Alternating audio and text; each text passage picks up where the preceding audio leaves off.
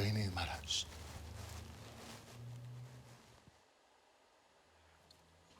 Ay. ¡Sorpresa, Ismara! ¡Sorpresa! Estas son las mañanitas que canta fuerte David. Siéntate, Ismara, ¿no? Ay, Ernesto, ¿te acordaste? Ay, Muchas gracias. Claro, ¿cómo no me voy a acordar de la mejor conductora de pensamiento matemático? Ay, muchas gracias. Además me trajiste un pastel. Sí. Es mi favorito, ¿verdad?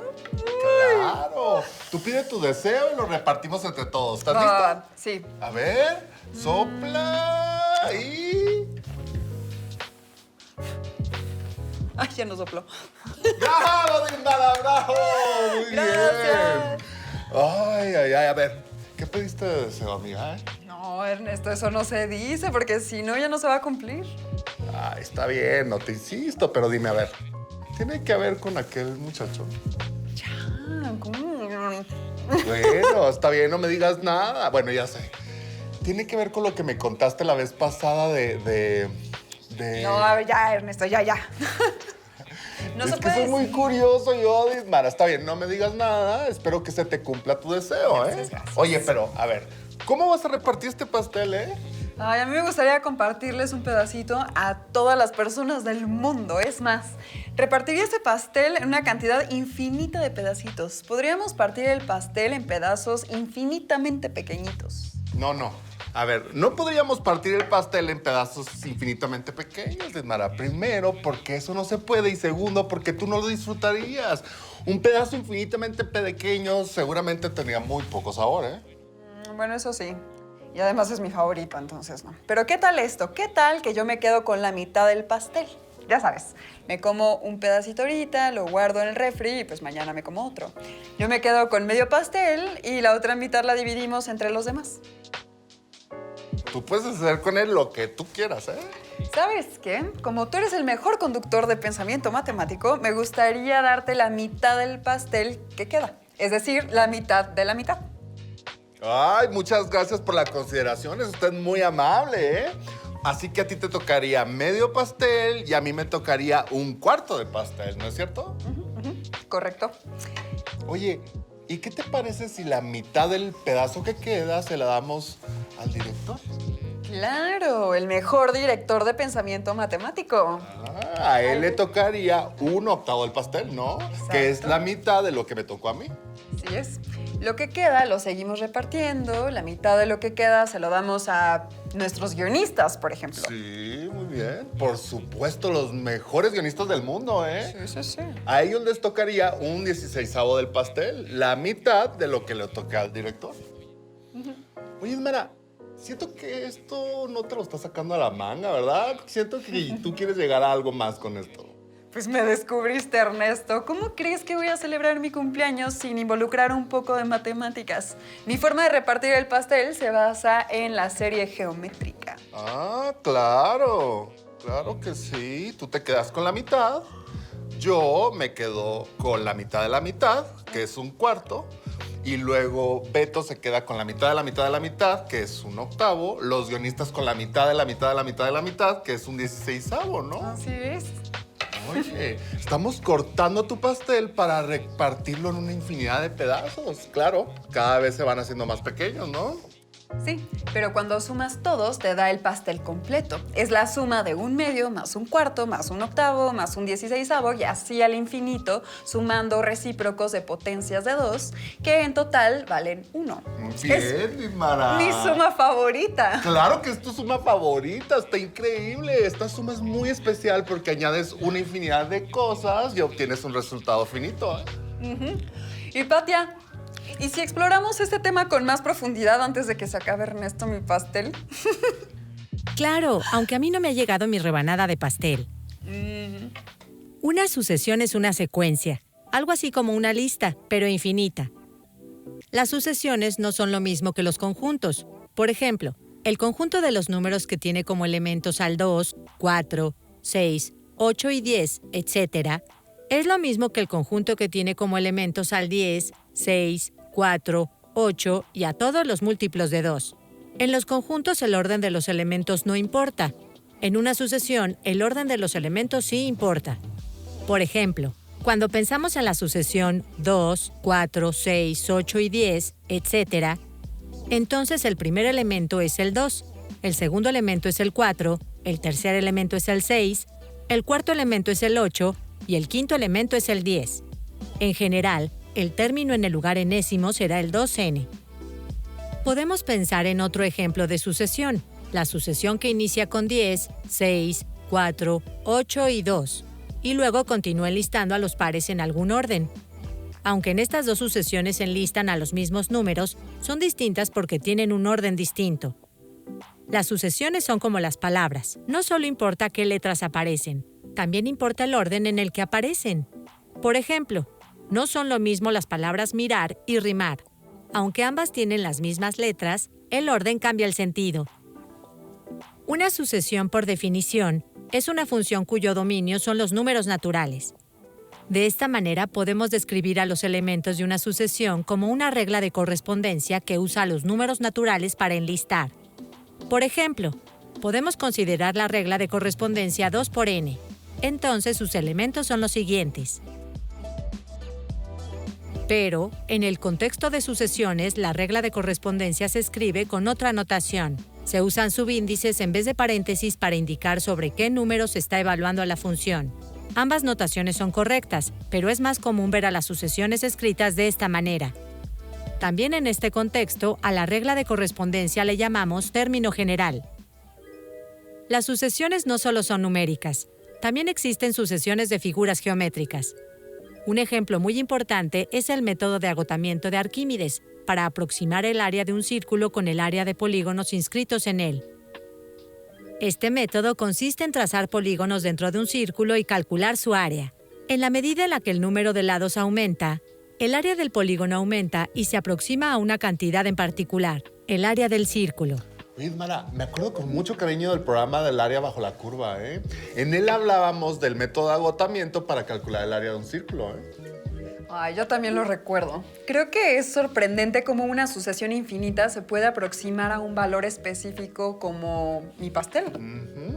Por supuesto, lo que hicimos con tu pastel es un excelente ejemplo. Aquí la sucesión es A1 igual a 1/2, A2 igual a 1/2 más 1/4, A3 es igual a 1/2 más 1/4 más 1/8. Para este ejemplo, el término general de la sucesión es AN es igual a la suma de K desde 1 hasta N, de 1 entre 2 a la K. Es decir, el término general es la suma de los recíprocos de las potencias de 2. Esta sucesión se acerca al número 1 conforme más términos se le añadan. En el infinito, esa suma vale 1, es decir, la sucesión se aproxima o converge en 1. Oye, qué bonito, ¿eh? Y me puedo imaginar que tengas en mente por ahí una serie que no es convergente, ¿eh? Claro, tengo 2 en mente. Ah, sí, ¿qué tienes en mente, cumpleañera? Pues lo primero que se me ocurre es la sucesión que es 1, luego 2, luego 3, luego 4 y así hasta el infinito.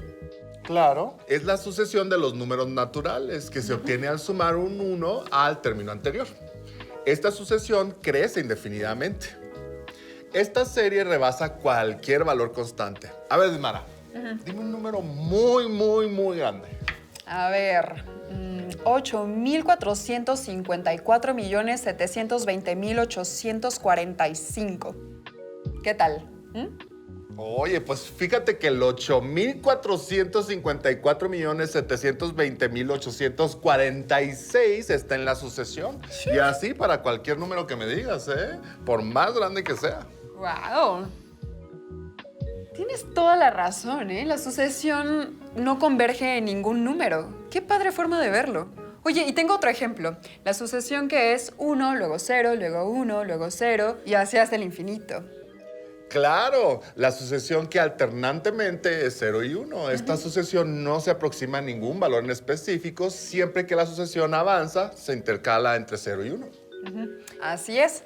Esta es una sucesión que tampoco es convergente. No se aproxima a ningún número en el sentido en que nunca ocurre que todos sus elementos se queden cerca de algún valor.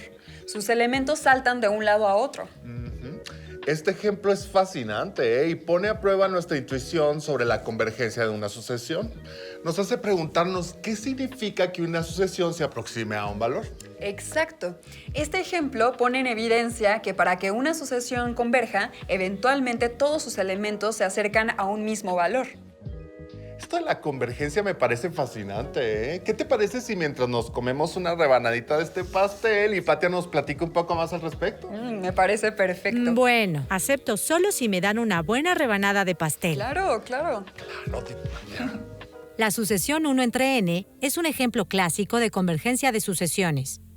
En esta sucesión, en la medida en la que la variable aumenta, el valor de la sucesión se hace más y más pequeño y siempre es mayor que 0. Imaginemos un segmento de línea recta y supongamos que en el extremo izquierdo está el 0 y en el otro extremo está el 1. El primer elemento de la sucesión es el número 1 y el segundo elemento de la sucesión es el número 1 medio. En este dibujo está representado por una línea vertical rosa. Esta línea divide al segmento de recta por la mitad. El siguiente elemento de la lista es un tercio, que es menor que un medio. Está entonces a la izquierda del elemento anterior. El siguiente elemento es un cuarto, que otra vez está a la izquierda de todos los elementos que hemos escogido. De esta manera, mientras la sucesión sigue, los elementos siempre van a estar más cerca del 0. Nunca serán 0 y nunca serán menores de 0. Los elementos de esta sucesión nunca serán 0 porque no hay ningún número natural cuyo recíproco sea 0. Como los elementos de la sucesión son divisiones de números positivos, el resultado nunca será un número negativo, es decir, los elementos de la sucesión siempre estarán a la derecha del 0 y nunca lo alcanzarán. Y aunque nunca alcanzan al 0, se acercan indefinidamente a él. Es decir, esta sucesión se aproxima o converge a 0.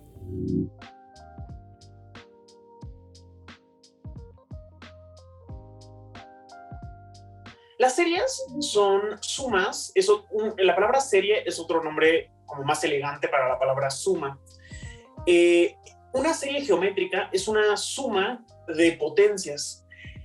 Lo que tiene, es decir, es una suma de la forma como, bueno, sumar x más x cuadrado más x al cubo. Lo que tienen de interesantes las series geométricas son, pues bueno, su historia y el hecho de que cuando son infinitas convergen, ¿no? ¿Qué quiere decir eso? Quiere decir que cuando uno pensaría que cuando sumas una cantidad infinita de cosas, o sea, cuando vas añadiendo y añadiendo y añadiendo cantidades, esto debería de resultar como en algo infinito, como en algo inconmensurable, ¿no? Esto está como muy relacionado con el problema de la paradoja de Zenón. Zenón era un matemático griego que decía que el movimiento no podía existir, ¿no? Porque si yo camino de aquí a la pared, entonces tengo que recorrer la mitad del camino y tengo que recorrer la mitad de la mitad del camino y tengo que recorrer la mitad de la mitad del camino. Entonces tendría que estar recorriendo una infinidad de caminos, ¿no? Y como es imposible recorrer una infinidad de caminos, entonces es imposible que yo me pueda mover de aquí a la pared, lo cual es, pues, contradictorio porque si yo me paro y camino a la pared, sí llego, ¿no? Entonces, en ese sentido, una serie geométrica, pues es sumar una cantidad infinita de cosas y llegar a algo concreto y final, ¿no? Por ejemplo, la suma de un medio más un cuarto más un octavo más un 16avo. Esa es una suma infinita, que puede ser infinita en una infinidad de términos, pero que me llegan a un resultado concreto. Las series telescópicas son de las series que se estudian cuando se estudian series en el bachillerato. ¿Por qué? Porque su análisis es muy interesante.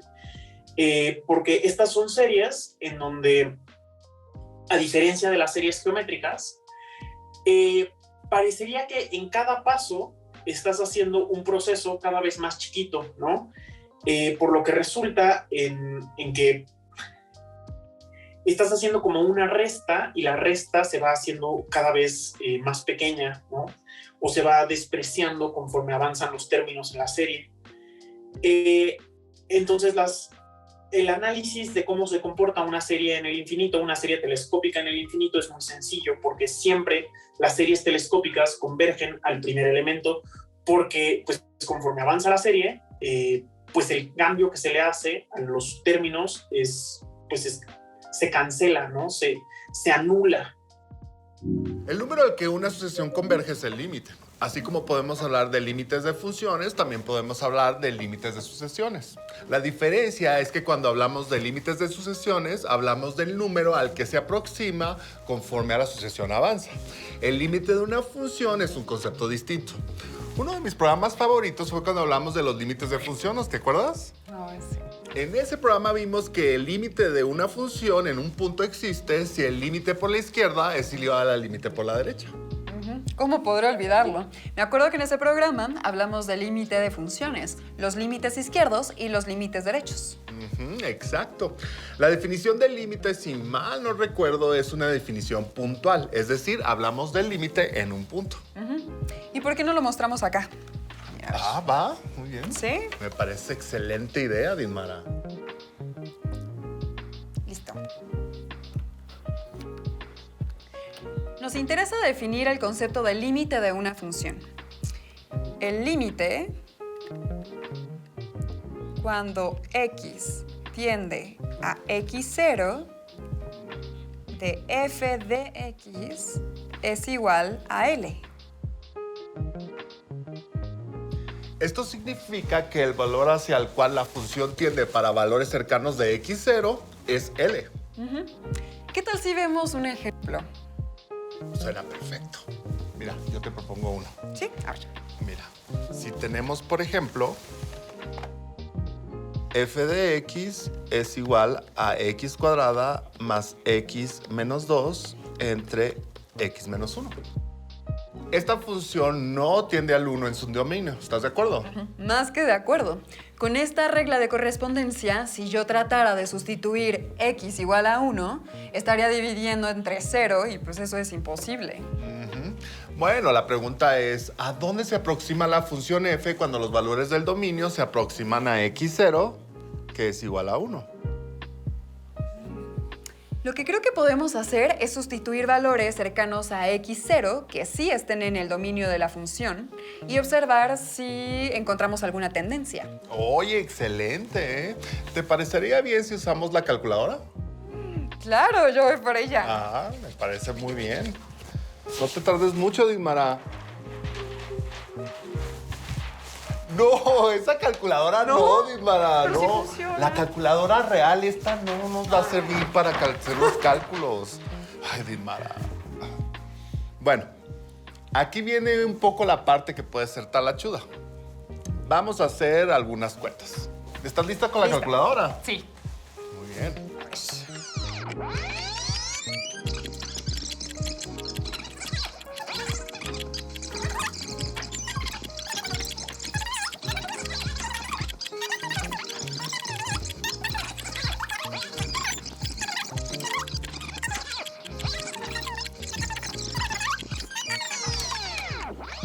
Uf, fue más rápido de lo que pensé, ¿eh?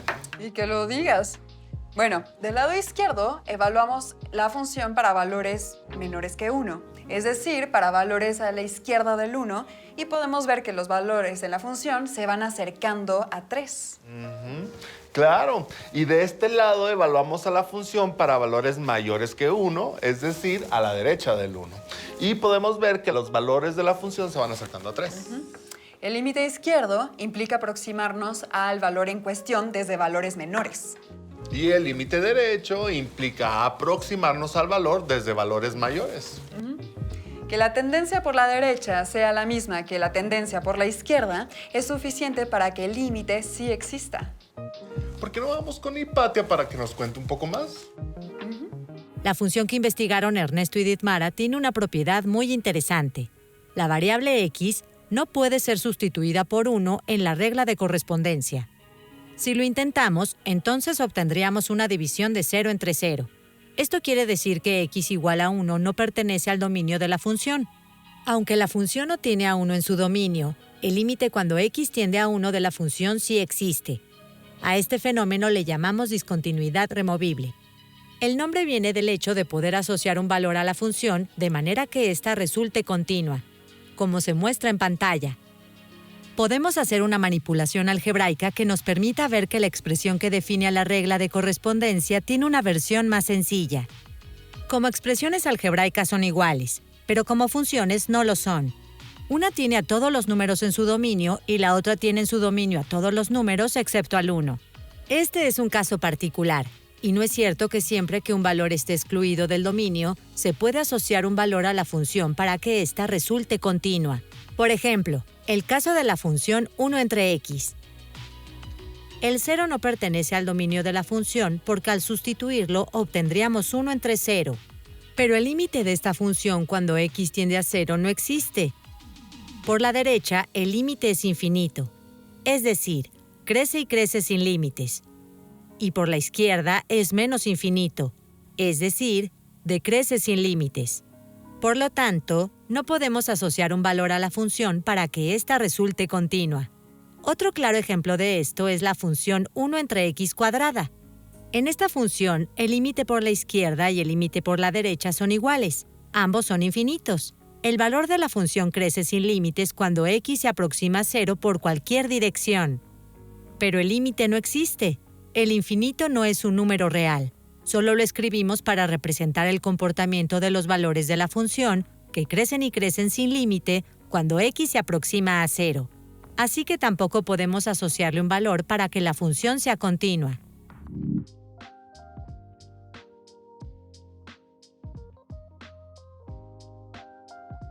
¿Cómo un alumno o alumna de bachillerato puede reconocer una función continua o discontinua?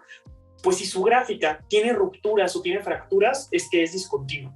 Ahora, si no tienes la gráfica de la función, si lo que tienes es la regla de correspondencia, pues tienes que fijarte si es que esta regla de correspondencia tiene cosas como fracciones, o sea, como cocientes, si tiene raíces cuadradas, si tiene tangentes, si tiene esas operaciones en la regla de correspondencia, entonces puedes sospechar que esa función sea discontinua. Un primer intento podría ser evaluar a la función en ese valor que quieres calcular, el valor del límite. Pero eso puede ser que no te resulte en nada o que sea una información incorrecta, que no sea de hecho el valor del límite. El valor del límite te dice cuánto vale la función en el alrededor, ¿no? En la proximidad. El valor del límite te dice hacia dónde tiende la función, no cuánto vale, ¿no? Entonces, algo que puedes hacer para calcular el valor del límite es evaluar a la función cerca de ese punto, ¿no? Puedes tratar de hacer alguna manipulación algebraica, ¿no? Por muchos años en el bachillerato te enseñan que a factorizar. Entonces, si tú tienes una regla de correspondencia y quieres calcular el valor de un límite, factoriza, ¿no? Cancela lo que puedas. Las reglas de correspondencia te permiten también saber cuánto valen los límites sin que tengas que hacer una tabla de valores. Pero si me preguntas así, yo diría que haciendo una tabla, ¿no? Eso es infalible. Las funciones se utilizan para modelar fenómenos de la vida real, ¿no? O sea, puedes tener una función que describa el desplazamiento de un objeto, puedes tener la función que describa cómo se mueve el aire de la atmósfera, puedes tener una función que describa los costos, los mercados, los valores de productos, de acciones de empresas. Los límites son un concepto que son muy cercanos a los de las funciones. ¿Por qué? Porque pues de esta manera, a través de los valores que tenemos de las funciones, podemos entender la tendencia que éstas tienen hacia el valor que van a tomar o que esperaríamos que tomaran. Por ejemplo, si yo conozco los valores de algunos precios de algún producto, y los valores que han ido tomando a lo largo del tiempo, yo podría aproximar a cuánto valdría en el futuro ese producto, ¿no? Y si la función fuera continua, entonces, de hecho, mi aproximación con un límite me daría la información.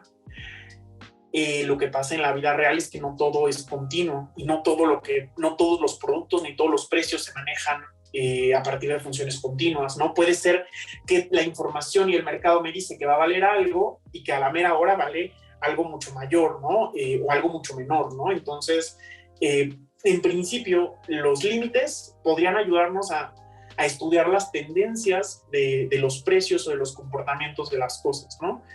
Y de que eso sea o no lo que va a pasar es otro asunto, ¿no? Pero nos pueden ayudar a entender las tendencias de los comportamientos de las cosas que podemos describir con funciones. Ernesto, hoy me la pasé increíble. Me encantó celebrar mi cumpleaños hablando del límite de funciones y de sucesiones. Oye, yo también, ¿eh? Oye, agradecemos a todos los que nos acompañaron. No olviden buscarnos en redes sociales y formar parte de la comunidad de Jóvenes en TV. Y que pueden volver a ver los capítulos de Pensamiento Matemático desde el canal de YouTube. Hasta pronto, Hasta pronto. Dimara. Mordida. No, Mordida. no, Yo aquí, tú aquí. COVID time, COVID Mordida. time. Mordida. No. Mordida aquí. No, me vas a aventar. Ándale. No confío en ti. Mordida. No.